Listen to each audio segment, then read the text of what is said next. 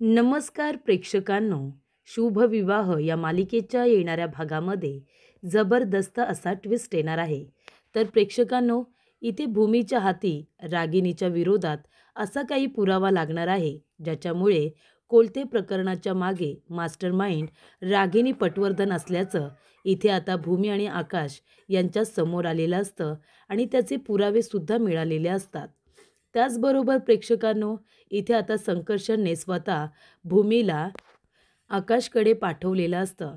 त्यानंतर इथे आता पौर्णिमा आणि रागिनी या दोघींना काही करून भूमी आणि आकाश एकत्र यायला नको म्हणून रागिनीने अजून एक मोठं कारस्थान रचलेलं असतं. संकर्षणला मारून त्याच्या खुनाचा आरोप इथे आता आकाशवरती टाकून मोकळं व्हायचं असं रागिनीने ठरवलेलं असतं. पण प्रेक्षकांनो, रागिनीने केलेला हा प्लॅन भूमी आणि आकाश यांनी फ्लॉप करत तिला तोंडावरती पाडलेले असते. कारण संकर्षणवरती हल्ला करणाऱ्या व्यक्तींना इथे भूमीने रंगेहात पकडलेलं असतं आणि त्यामुळे संकर्षणचा जीव वाचवून भूमी आणि आकाशने रागिनीचा प्लॅन फ्लॉप केलेला असतो. त्याचबरोबर प्रेक्षकांनो, दीपकचा भाऊ भेटल्यामुळे इथे आता दीपक कुठे आहे याची लीड मिळालेली असते आणि त्यामुळे इथे भूमी रंगेहात आता चहाच्या टपरीवरती दीपकला पकडून त्याच्या तोंडून रागिनीबद्दलचं सत्य वधवून घेते. त्यामुळे रागिनी ही संपूर्ण कारस्थानाच्या मागची मास्टर माइंड आहे हे आता दीपकने पोलिसांना सांगितल्यानंतर रागिनीची रवानगी जेलमध्ये झालेली असते. तर प्रेक्षकांनो, येणाऱ्या भागामध्ये इथे आता बाप्पाच्या आगमनामुळे विघ्नहर्तामुळे इथे भूमीने घरातील संपूर्ण विघ्न आता बाहेर काढलेलं असतं आणि येथे दीपकला पकडल्यानंतर रागिनीचं कारस्थान समोर आल्यानंतर रागिनीला तिच्या गुन्ह्याची शिक्षासुद्धा मिळालेली असते. तर प्रेक्षकांनो, येणाऱ्या भागात कशा पद्धतीने या गोष्टी घडत जातात, उलगडत जातात, आपण सविस्तरपणे बघूया. तर प्रेक्षकांनो, कालच्या भागामध्ये आपण बघितलं, इथे भूमीला CCTV फुटेज मिळालेलं असतं.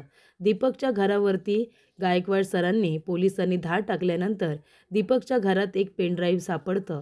भूमीला दिल्यानंतर भूमी ते पेनड्राईव्ह लॅपटॉपला अटॅच करून आता बघतच असते.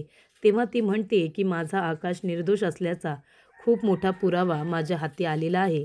आणि प्रेक्षकांनो, पुरावा का हाती नाही येणार, इथे आता आई योगेश्वरीच्या समोर आकाश आणि भूमी दोघेजण देवाजवळ प्रार्थना करत असतात की काहीतरी पुरावे मिळू दे आणि मी आणि भूमी आम्ही दोघेजण एकत्र येऊ दे. आणि त्याच्यामध्ये बाप्पासमोर ओजसने भूमीसाठी प्रार्थना केलेली असते, ती सुद्धा फळाला येते. ओजस म्हणालेला असतो की बाप्पा, माझ्या भूमी आईची जी काही जवळची माणसं आहेत ती तिच्यापासून कधीही दूर जाता कामा नये. माझ्या भूमी आईची सगळी माणसं, तिचा जवळचा मित्र आकाश तिला कधी सोडून जाता कामा नये. ते नेहमी एकत्र राहावे अशी ओजसने इच्छा व्यक्त केलेली असते. आणि मग काय प्रेक्षकांनो, बाप्पाने इथे ओजसला आशीर्वाद दिलेला असतो. त्यामुळे लवकरच भूमी आणि आकाश दोघेजण एकत्र येणार असतात. कारण का, जेव्हा इथे आकाश आणि भूमी देवी आईच्या दर्शनाला निघालेले असतात गावाकडे जायला, तेव्हा रागिनीच्या सांगण्यावरून दीपकने गाडीचे ब्रेक फेल केले होते आणि त्यामुळे इथे आकाशच्या गाडीचा अपघात झालेला असतो आणि त्या अपघातामध्ये संकर्षणची बायको पल्लवी हिचा जीव गेलेला असतो. आणि त्याच्याच रागापोटी संकर्षणने आकाश आणि भूमीला त्रास देण्यासाठी त्यांना वेगळं केलेलं असतं. पण इथे आता गाडीचे ब्रेक फेल करणारा दीपक आहे हे सत्य भूमीने संकर्षणला सांगितल्यानंतर संकर्षणला जाणीव होती की आपण दोन प्रेम करणाऱ्या व्यक्तींना एकमेकांपासून वेगळं नाही केलं पाहिजे. आकाशला काहीतरी झालं म्हणून भूमी वेडी पिशी झाली. माझी पल्लू माझ्यापासून दूर झाली म्हणून मी हा बदला घेत होतो. पण या सगळ्यामध्ये आकाशची काही चूक नाही आहे, भूमीची काही चूक नाही आहे. जे काही झालं नकळतपणे झालं. दीपकमुळे एवढा मोठा अपघात झाला होता. खरं तर पल्लवीचा जीव गेला नसता तर इथे भूमी आणि कदाचित तिच्या बाळाला काहीतरी झालं असतं. पण इथे आता कुणाचीच काही चूक नाही आहे, देवाच्याच मनात ते असेल आणि हे तिसऱ्या व्यक्तीमुळे झाले. दीपकमुळे हा अपघात झालेला असतो. त्यामुळे या दोन प्रेम करणाऱ्या नवरा बायकोला एकमेकांपासून दूर करून मी खूप मोठी चूक करतोय असं संकर्षणच्या लक्षात येतं. आणि आता पुरावे समोर असतात. भूमीने पुरावे दाखवून सिद्ध केलेलं असतं की दीपकने इथे आमच्या गाडीचे ब्रेक फेल केले होते आणि म्हणूनच हा अपघात झाला होता. संकर्षण, माझ्या नवऱ्याची आकाशची या सगळ्यामध्ये काही चूक नाही आहे. तुम्ही प्लीज आकाशला माफ करा आणि आम्हाला दोघांना एकमेकांपासून वेगळं करू नका. तेव्हा इथे आता आकाश संकर्षणला भेटायला आलेला असतो. संकर्षणने स्वतः आकाशला बोलावलेलं असतं. तेव्हा इथे आकाश आल्यानंतर तो म्हणत असतो, काय झालं संकर्षण, तू का बोलवलेस मला? तेव्हा संकर्षण म्हणत असतो, काल तू जे काही केलंस ना ते मला अजिबात आवडलेलं नाही आहे. माझी भूमी मला सोडून तुझ्याकडे आली हे मला पटलं नाही. तेव्हा आकाश म्हणतो, काहीही झालं तरी आम्ही नवरा बायको एकमेकांपासून कधीही वेगळे होणार नाही. आमचे एकत्र राहणं विधिलिखित आहे, ते कुणीही बदलू शकणार नाही. तेव्हा प्रेक्षकांनो, इथे आता संकर्षण म्हणतो, मी तुम्हाला दोघांना एकमेकांपासून वेगळं करेन. मी तुमची ताटातूट करेन. कळलं का तुला? तेव्हा संकर्षण म्हणतो की जा, आत्ताच्या आत्ता इथून निघून जा. भूमी तुझ्याकडे कधीच परत येणार नाही. तेव्हा संकर्षण आकाशवरती हात उगारतो. आकाश म्हणतो, आम्हाला कुणीही वेगळं करू शकणार नाही, तू सुद्धा नाही. तेव्हा संकर्षण म्हणतो, बरोबर बोललास भावा. मी कधीच तुला तुझ्या भूमीपासून वेगळं नाही करणार. भूमी माझी कधीच नव्हती, ती माझी बायको नव्हती. तू भूमीला तुझ्याबरोबर घेऊन जाऊ शकतोस. तेव्हा प्रेक्षकांनो, इथे आता संकर्षणने परवानगी दिलेली असते. तेव्हा भूमी आणि आकाश दोघेजण एकत्र येतात आणि येताना बाप्पाची मूर्ती घरी घेऊन येणार असतात. तेव्हा रागिनी म्हणते, ह्या आकाशचं काय करू? भूमीला घरी आणण्यासाठी तो खूपच जास्त प्रयत्न करतोय. तेव्हा पौर्णिमा म्हणते, आई अहो मी सांगते ते करा ना. गरम गरम बातमी आहे. संकर्षण आणि आकाशमध्ये सध्या तरी युद्ध सुरू आहे.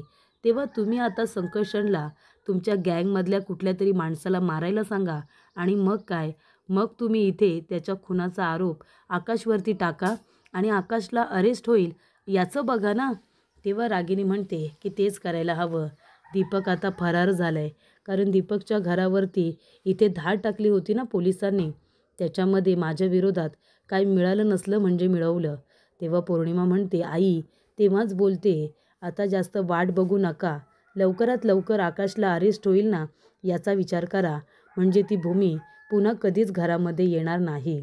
त्यानंतर प्रेक्षकांनो, इथे संकर्षण म्हणतो की आकाश भावा माफ कर मला.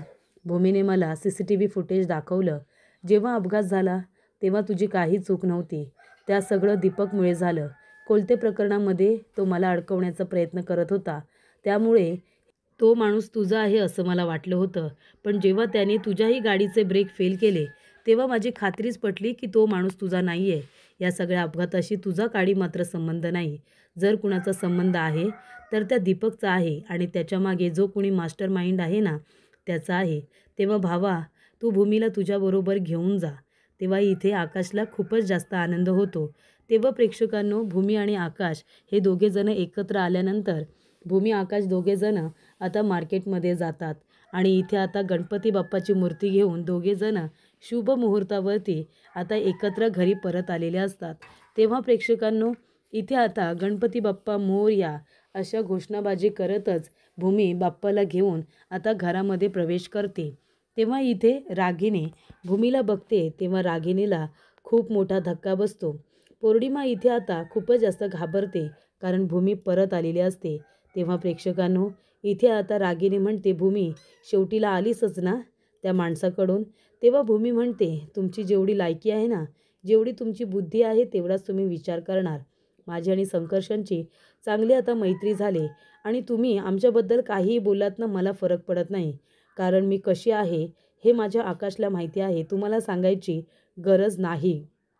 त्यानंतर मी जे काही केलं माझ्या आकाशसाठी केलं आणि मला असं वाटते तुम्हाला सगळं काही माहिती आहे, त्यामुळे तुम्हाला सांगून मला माझा वेळ वाया घालवायचा नाही.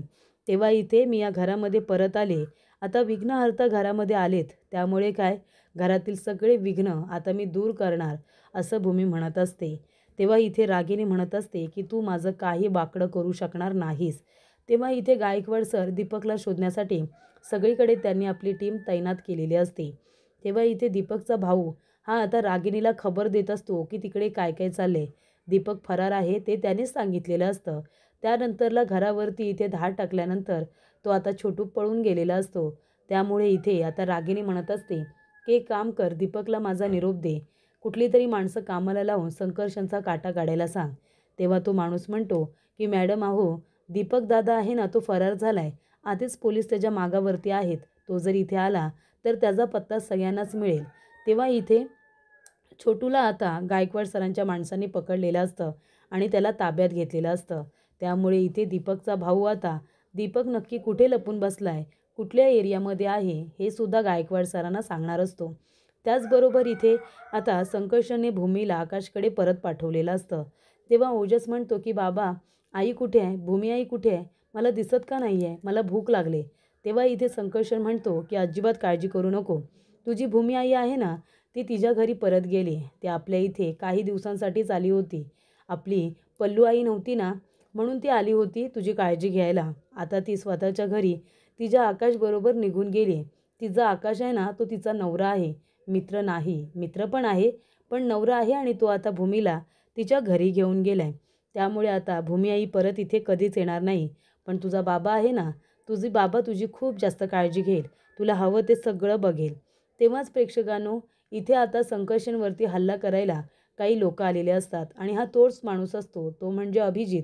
अभिजित तिथे आलेला असतो, भूमीला मारण्यासाठी आलेला असतो. पण अभिजितला माहितीच नसतं की आता भूमी त्या घरामध्ये राहत नाही. त्याला इथे आता संकर्षण दारामध्ये उभा दिसतो. तेव्हा त्याला वाटतं की भूमीसुद्धा तिथेच असेल. तेव्हा भूमी म्हणत असते की आत्या, बाप्पाजवळ आहे ना प्रार्थना करा की आता लवकरात लवकर इथे भूमी आली आहे, म्हणजे माझी तर रवानगी जेलमध्ये होणार, तुमच्या विरोधात पुरावे मिळणार. पण आता बाप्पाजवळ प्रार्थना करा की मला कुठलेही पुरावे मिळायला नको, म्हणून तुमच्यासाठी बोलते. पण बाप्पा नेहमी चांगल्या माणसांचं ऐकतो, तुम्हाला माहिती तर असेलच नाही का. तेव्हा इथे तुमचा काळ आता सुरू झालेला आहे, रागिनी पटवर्धन, असं इथे भूमी रागिनीला म्हणत असते. तेव्हा इथे आता संकर्षण घरामध्ये असतो आणि त्याच्यावरती हल्ला करण्यासाठी अभिजित आणि काही लोक आलेले असतात. तेव्हा इथे आकाश आणि भूमी दोघेजण गणपती बाप्पाचं इन्व्हिटेशन देण्यासाठी आकाशला भेटायला आलेले असतात.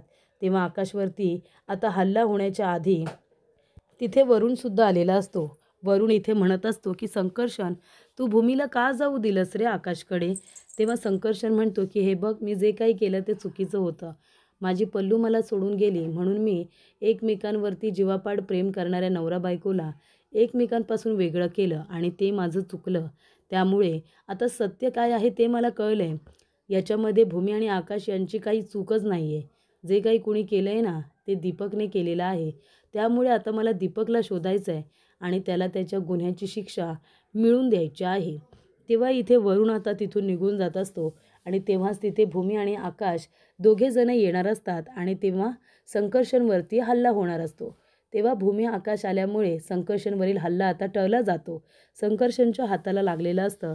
तेव्हा भूमी म्हणते, संकर्षण हे काय लागले तुम्हाला. तेव्हा इथे आकाश म्हणतो की भूमी, फर्स्ट एड बॉक्स घे आणि तू पट्टी कर. ते लोक कोण आहेत ना ते मी बघतो आणि गायकवाड सरांना फोन करून सांगतो. तेव्हा इथे भूमी संकर्षणच्या हाताला पट्टी वगैरे करत असते. तेवढ्यातच तिथे आता सर आलेले असतात, ते म्हणजे शिर्के सर. ते म्हणतात की मॅडम, मी आलो होतो इथे तुम्हाला भेटायला, पण मला कळलं की तुम्ही आता तुमच्या घरी परत गेला आहात. गायकवाड सरांनी इथे मला पाठवलं होतं, पण आताच मला आकाश सरांनी सांगितलं इथे काही लोक आले होते यांच्यावरती हल्ला करायला. तेव्हा भूमी म्हणते, हो ना, ते लोक कोण होते ते प्लीज आता लवकरात लवकर शोधून काढा.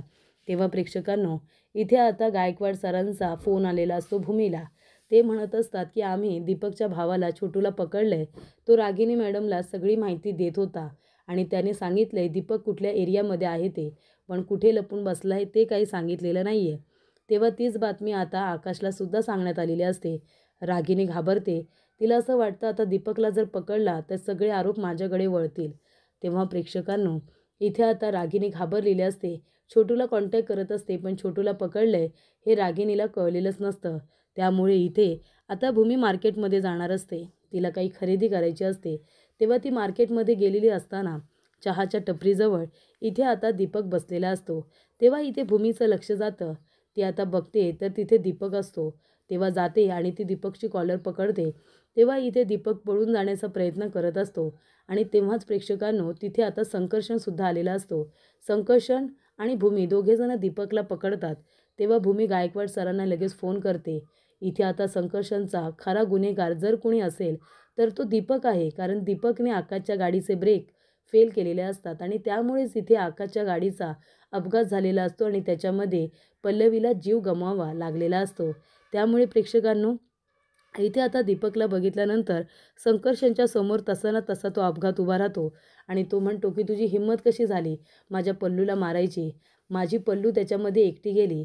जर इथे आकाशला, त्याच्या भूमीला आणि बाळाला काही झालं असतं तर. तेव्हा इथे आता संकर्षण हवा तेवढा दीपकला मारतो. तेव्हा इथे रागिणीला ही गोष्ट कळते की दीपकला पकडलंय. रागिणीचे आधीच 12 वाजलेले असतात. रागिणीला वाटतं की भूमी म्हणाल्याप्रमाणे खरंच माझा वाईट काळ सुरू झालाय का. गायकवाड सरांनी दीपकला पकडल्यानंतर दीपकला आता चांगला चोप दिला जातो.